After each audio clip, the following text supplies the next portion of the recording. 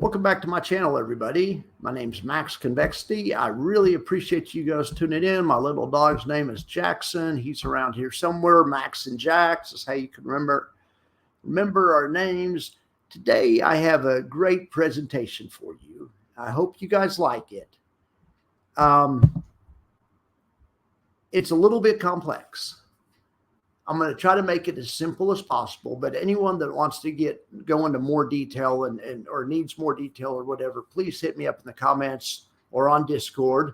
I also have a Facebook page and I also have a Reddit page. So hit me up somewhere and we can go into more depth about it. I'm going to try to give the highlights here. Basically, I wanted to think about the return of capital situation and the erosion situation too, in a different light. Okay. So I also thought about calling this, how could I make $10,000 in a year without working more than 5 minutes? The answer is I could be your wealth manager, but we'll get to that in a second.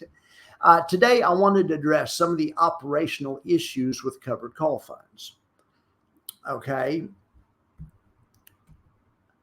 Okay. So return of capital is like decay and erosion. That is true. It's a very nuanced subject. Similar way. How many times you hear people say these funds just give you back your own money, man? I mean, it's not that it isn't true. They can do that temporarily, unintentionally, but it's not part of the strategy. What is part of the strategy is a game the accountants play to categorize the dividends as return of capital. It's just a game. If the accountant is successful at doing his job, you have less tax liability. There's actual return of capital, true return of capital, and then there's accounting return of capital. All right. But I wanted to maybe break it down and let's look at the mechanics of what happens, with the fund. Okay. So the fun part is what makes it complicated. Let's play a what if that you give me $1 million to manage for you. And we're going to, over a yearly time frame, we're going to look at that, and I'm going to try to illustrate, how the problems. Okay. So I want to get past the concept these funds are just returning their own money. It might be easier to illustrate it like I'm going to manage your money. So you give me the $1 million. Congratulations. We're now managing your money. Of course, in real life, we would do a separately managed account and it'd be, you would just give me the money, but, all right. So here's my plan. Here's how I would talk you into it, or here's what I would promise. Here's what we would agree on, I guess. Okay. So I promise you I'll outperform the market unless the market's up like more than 16%. In that case, I'll be positive, but I'm not going to be up as much as the market. But in all other cases, unless the market's up more than 16%, I promise you I'll outperform. In fact, I'll give you your money back, which comes to $10,000. If I don't outperform under these circumstances, that's how I could make the $10,000 in 10 minutes. Because here's the catch. The 10-minute part is I could, instead of doing monthly options or weekly options like a real wealth manager would do and try to help you out, especially maybe if I didn't like you, I could just sell one option for a year, be done with it. So anyway, let's just play this little thought experiment forward. So I buy $1 million worth of SPY for you. And by the way, you have $10 million. Okay. All right. And not $10 million like you tell someone in a bar. You really have $10 million. Okay. So this isn't like overloading you with income strategies, overloading you with SPY. It's not overloading you with anything. You have plenty of assets. You probably have a business and a bunch of other stock. Okay. All right. So the covered call strategy would only be about 10% of your portfolio. It's not going to overload it. So the second thing I would do is I would write the equivalent amount of call options. And I would write the 30 delta, just like JP Morgan and Curve does. Too long, don't read. The 30 delta is out of the money pretty far. A lot of people think it's the proper amount out of the money to be the right mix of far enough out of the money where you get some capital appreciation, but close enough where you get some income. So I would do the 30 delta. And that would give you some upside. It would give you a chance to make some money on your $1 million too. I would just cap the shit out of your upside. So the 575 strikes, the one I would choose. It's the 30 delta. And also another way of thinking of the 30 delta, anything delta is also the percent it has of being in the money. It's roughly the same percent it has of being in the money at expiration. So 30 delta has a 30% chance of being in the money at expiration. So if I sell that option, I don't want it in the money, right? I want it out of the money. So it has a 70% chance of winning. So that's the 30 delta has a long history. It's a good one. Anyway, I could do this. Okay, yeah, 1 year if I'm super lazy, right? We'll look at option strat here. This would be beautiful. I mean, it wouldn't be a great deal for you, but it'd be a great deal for me, and that's all I care about, right? Look out for number one. Don't step in number two. All right. So indulge me just a second. Let's go to option strat. I've already got it. I've already got the strategy in here. I've already got it loaded up. I said 575. It's the 595. Right now, the market's approximately 530. Okay, this is a year out. This is June of 2025, June 20th. It expires then. So this option, it's all that way out of the money. It's like 95 less. There's 65 points out of the money, 65 SPY points. It's a long way. It's like 14%. Still bringing in $11. Okay, you have 1,900 shares of SPY. So we're going to sell this 19 times. So guess what that brings you in? That brings you in around $22,000. And it's right here, $22,000 credit. Okay, so we have a credit, and I'm going to put that in T-bills just for the, it's in T-bills. Okay. All right. Now let's go back here. Now let's go over some math on the yearly strategy. The premium you earned from the option came at $22,000, right? $22,000 on a million is 2%, right? 2.2%. Okay. So SPY has a 1.6% dividend, a real dividend, not one of these high yield dividends.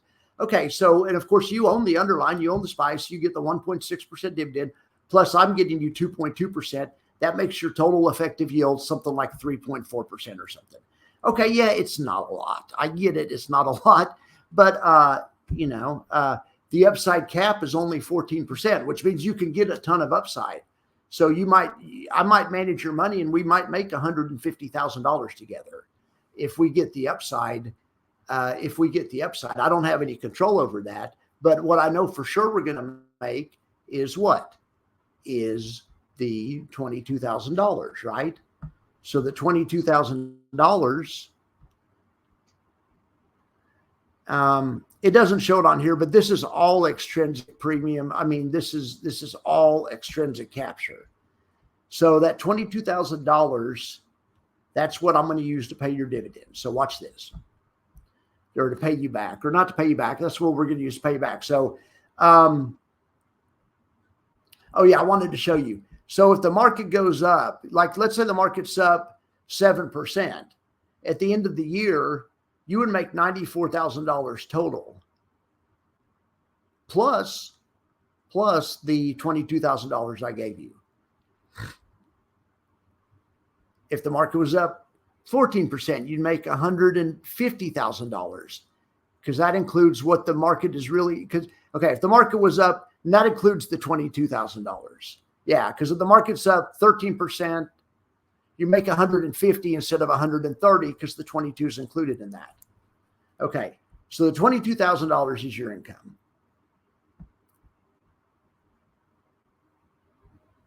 So shorter time frames exaggerate the yield, but actually cap the upside to a greater degree. We're going to get into that in a second, but all I would do is I would pay you the $26. $2,600, because I would take the total money that you're owed, which is the 3.4% that we talked about, that this $22,000 plus whatever these dividends pay, these come in quarterly. I would take it and add them to T-bills as too, but I would split it up and make monthly payments, right? Okay, so here's what I wanted to show you.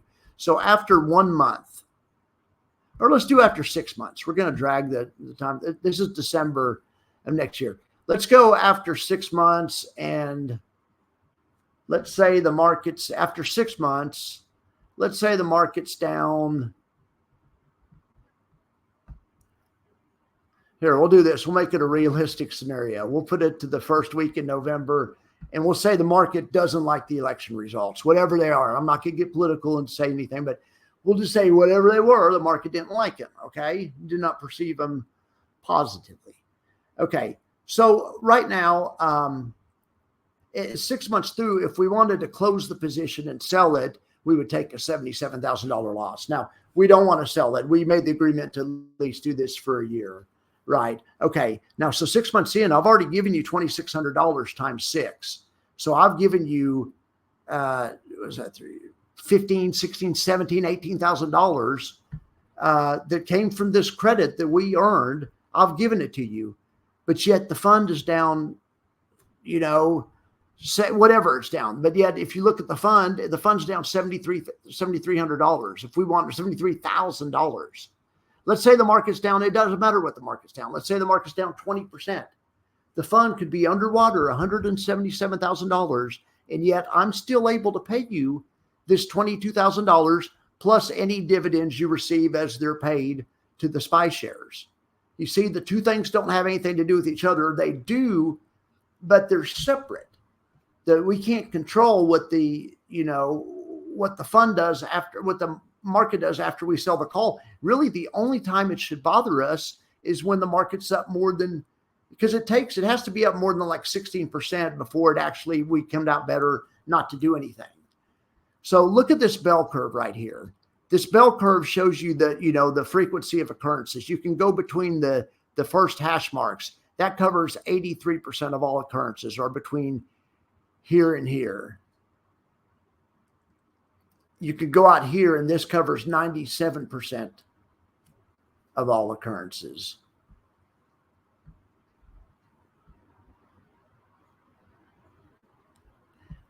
Much more of the occurrences are in the green, and to a much higher degree. And like I say, and in fact, you have to be down more than your max possible profit on this thing is something like 149,000. So it isn't until you're down 17% at the end of the year or more that you're it isn't until you're down 17% or more at the end of the year. Well, actually, it isn't. I'm sorry, I said it wrong. It isn't until you're up 17% or more at the end of the year till it affects you mentally, till you would have come out better to have not done this strategy. So if you look at these occurrences, these 82% of the occurrences, and you look how many of the occurrences on a percentage basis are in the green, it's much more than half. And that is your statistical edge. Anyway, okay. So, but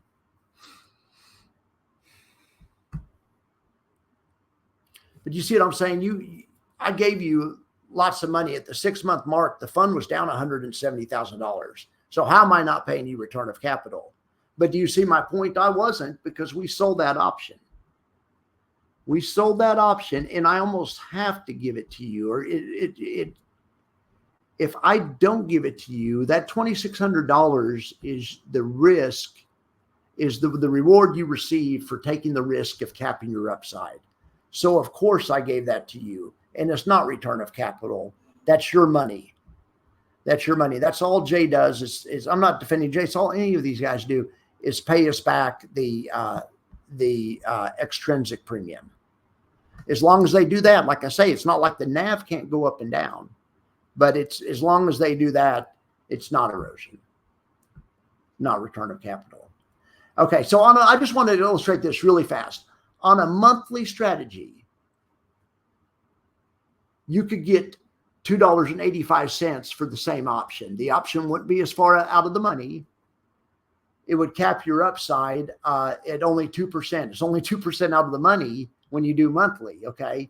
But you would earn $34 per year on a $527,000 investment. That's about 6.5%.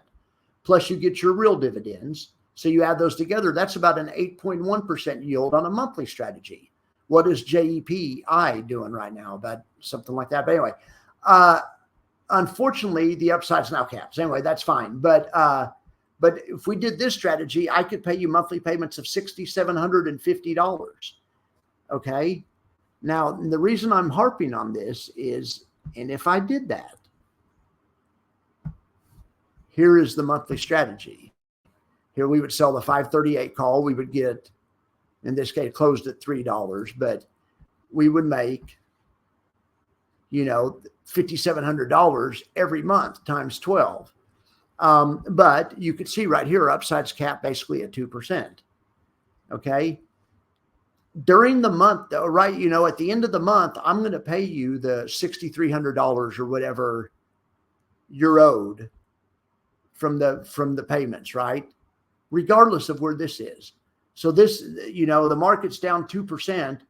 We could be staring at a $2,100,000 negative on the fund itself, and yet I'm paying you this $5,700. It's your money. That's what you get in return for giving up this. Okay, that's all I'm trying to illustrate. It's the way it works. It's your money. You deserve it. If we did the monthly strategy, which is probably what I'd recommend, where you can make $6,700 a month. Okay, and we'd really do the weekly strategy, especially if I liked you, because we make $13,000 a month. All right. Because it's $1.50. I just went and looked what these are paying today, and I extrapolated over. I know over 52 weeks, it's not going to say the same, but I'm saying other things being equal, we sell options today, and the rest of the year is about like today. We would bring in $78 on a $527,000 asset, or a $527 asset. That's a 14% yield. Okay, and don't forget, we get real dividends because we own the SPY shares, so we get about 16.5. That's great. So I would just split that up and give you $13,000 in monthly payments. Same example, though. At the end of the month, I write you a check for $13,000, no matter, even if the market's down 50%, that money's still yours. It doesn't matter. They're two separate things. I don't know if you saw my video about the taco stand in the parking lot of the hardware store and how the economics of both businesses are related to the parent business in a big way. In other words, the hardware store goes out of business, so's the taco stand. It's not going to have any business. It was just grifting off of or using the traffic from the hardware store to support its business. Similar to this. Okay, so on the daily strategy, just for fun, I decided to figure out, the daily option paid 78 cents, a one-day option. There's 252 days, that comes out to $196. So you can make 37% on a daily strategy. The problem is your upside is super capped. The shorter the strategy, you make more money. That's the good news. The bad news is less upside you're getting. So, it's just kind of the way it goes. So my thoughts on this: with the shorter time frame, you get more premium. Just to reiterate, so the premium is the buffer. Okay, buffer helps you on the downside and hurts you on the upside. Okay, but it's just the way it is. If you have a fund like Triple QY that earns a ton of premium, does daily options, pays 50-60%, that's its buffer. That's that's its downside buffer, is the 50 or 60%. However, it's going to make it where it virtually gets very little upside because it's so capped. Okay, and just to reiterate some of the other things, or we didn't even talk about that. I'm going to skip that point, but a short out of the money covered call is functionally the same thing as a cash secured put. I was going to illustrate that point, but it's not that important. When you enter a short position, you have bought the stock. You just don't realize it yet. When you enter a short position, the broker loans you the stock and just hangs on to the stock, but he loans it to you and he just lets you make the sell first. You have to buy it. You just don't know the price because you've reversed the sequence. You're going to sell it and then sell it first and buy it later, but you're legally obligated. You don't, and that was my point with the short put. The short put is the underlying, because when you short a put on the SPX, let's look at this real quick. I want to make this one point and then I'll wrap it up. Okay, here's a short put strategy. Here's the 595 put. Okay, this is a $1 million trade. It got $152,000 credit, but that's $1 million trade. Okay. The profit loss graph is exactly almost to the penny the same. If the puts and calls were too different, there'd be arbitrage opportunities. Thing about this, no stock. That's my point. Because when you short a put, you've bought the stock already. You own the index. They're going to hold out $1 million from your account, so they can ensure that even if the index goes to zero, you can afford to buy it. Okay, they've just let you make the sell first. But in any way, a short put, that's why it's exactly the same. Because guess what happens if the market goes down 10%, watch this. Market goes down 10%. This loses $82,000. Okay. Well, it's $1 million account. It ought to lose 100,000, right? Well, the difference is the $20,000. There's $20,000 of juice in this one, just like there's $20,000 worth of juice in the call. And there's also $22,000 worth of juice in the put. And here's how you can tell. You take the market down 10%, even though the put earned 152,000, you take the market down 10% and look, it's down exactly the same as the other one. It's down 80,000 instead of being down 100, right? The $20,000 is the juice that's in this. It's the extrinsic premium. Let's just say that. Call it the juice. All right. Anyway, I hope you guys are getting some out of this. I just thought if we looked at a yearly time frame, I don't know. All right. But like I say, so just realize when you short something, you've bought it. You just don't know yet. Okay. So there's return of capital. Then there's return of capital. If a fund simply pays you the extrinsic premium, everything's fine. They can do this forever. It's the same example I just showed you. It's your money. It's not that, it's your money. It's not the return of capital. You're traded for it. Obviously, return of capital is something Bernie Madoff specialized in. That's a different type of return of capital. He didn't sell options. If he would have sold SPY put. So, and by the way, I was looking up some Bernie Madoff information when I said something about that, because I was thinking, I wonder if he really did sell options. The funny thing was he did tell his customers that were giving him money that he was writing options, because that's how people on Wall Street earn income. That's why I'm so excited about it, because now anyone can do it easily. Just pick up your phone and buy. All right. So I track Defiance daily. A lot of people do also. If they overpay, I will know. How come you think I can predict the dividend almost to the penny every time? It's because they don't overpay. They pay what they pay the extrinsic. I get that if you don't trust me, but there's a lot of other people that follow these funds, and also the market price and the arbitrageurs and the authorized participants, which are kind of like market makers in the ETF space. They're in the creation and redemption space. But they will keep the price in line. If the NAV gets too far out of line, there'll be an arbitrage opportunity, and people will sell one and buy the other and bring it back into line. So, like I say, that's how I'm able to guess the dividend. Now, yield max is a little harder, because yield max on some of these high flying stocks that can be up 40% in a month too.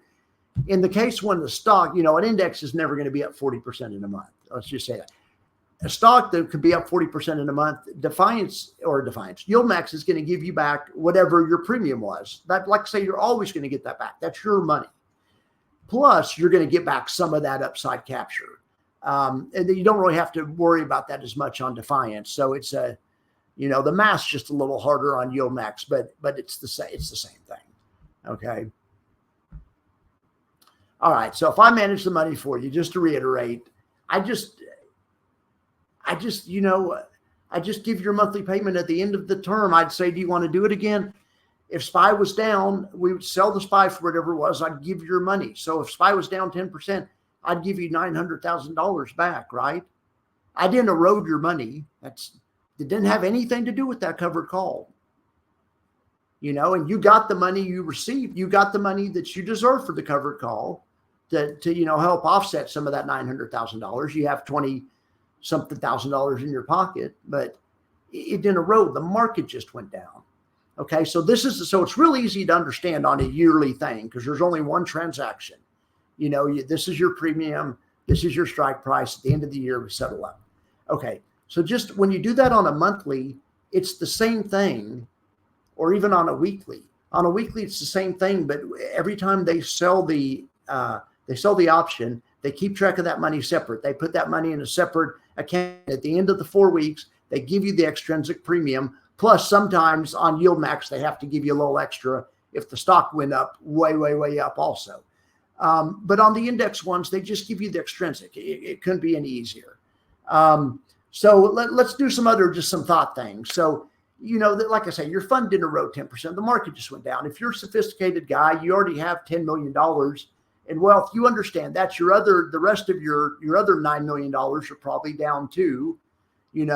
Nothing the covered call did caused you to lose the 10%. Let's just say your money was in index funds before that. You took the money, gave it to me to do the covered call strategy. But the covered call strategy didn't lose you the $100,000. The market did. Okay. So let's think about it this way. Wonder if you never would have met me. If I never would have talked you into the covered call strategy, you'd still be down 10%. The market, because you have index funds before this, your other investments are down 10%, but you don't have the $2,600 a month in your pocket. That's what a lot of people are missing, I think, when on the evaluation of these. In every case over the course of a year, other when the market's up more than 16%. But in every other case, you come out ahead where you would have been had you not done the covered call. I still, how are these going to do if we have a recession next year? How are these going to do if the market drops 50%? Well, I'll tell you how they're going to do. We know how they're going to do. We've already been through 2020. We've been through 2022. A lot of these funds were around then. They didn't do great, but they outperformed their benchmark. They outperformed the parent asset.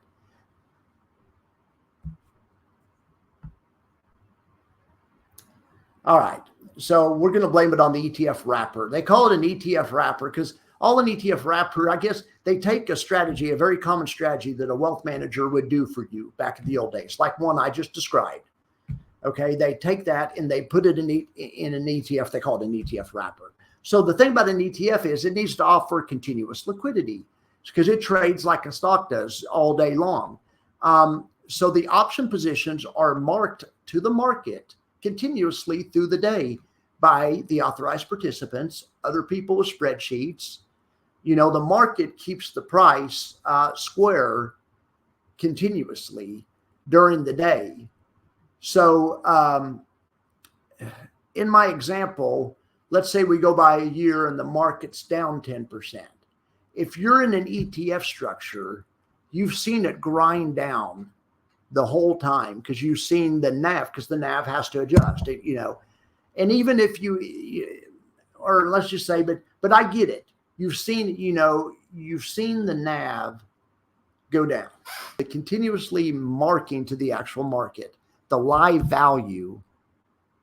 That's what people are mistaking as return of capital or erosion. They see that happening. If it was just you and me trading, like in the example I gave you, I traded for you. At the end of the year, you decide not to do it anymore.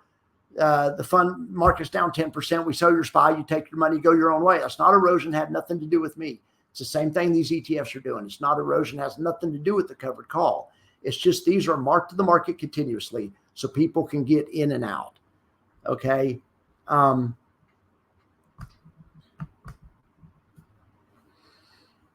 If it was just you and me trading, we aren't going to market to the market every day. You might think about it in the back of your mind, how's my investment doing? But it's just not as much, you don't think about it as much. So the ETF wrapper, it's good to trade that way for yourself. The ETF wrapper is needed to maintain an orderly market. All right. The lesson on this is don't look at the NAV. For God's sake, don't look at the NAV as an indication of performance. Look at the NAV and just if it goes down or it does go down, be glad it goes down because the other part of the plan is you reinvest some of the dividend, So the good thing is, I guess the only good news about it is you get a lower price. It's similar to the rights offering for Cornerstone. I know I'm going to catch a lot of shit for that, but Cornerstone's chart over a long period of time also goes down and to the right, but people love it. And it still has positive total returns over time. That's the why I'm trying to make the comparison. These will have positive total returns over time as well, even though the chart goes down and to the right. All right. And just like you can buy the rights offering, they're similar in a similar manner to how you can buy the rights offering and it's a better deal. You can also take advantage of the natural decay because of the way these are structured and the way indexes work. And get a better deal that way too. All right. Like I say, it doesn't matter how much the market's down. You always do better with a covered call strategy than you do just leaving your money passive index. I mean, they always say, how bad will this market do? And how bad will these do in a down market? And the question is, we know exactly how bad they will not do. They will not do as bad as the parent asset. All right, this is not free money. It's not a Ponzi scheme either. I hope this wasn't too long. The true worry about these funds is on the upside. And that's why the first thing I told Jay after the small talk was congratulations for bringing out SPY T. That was a genius thing to do, in my opinion. I don't have any SPY T yet, but I'm going to switch. I'm going to change that soon, maybe tomorrow, and I'll make some content about it.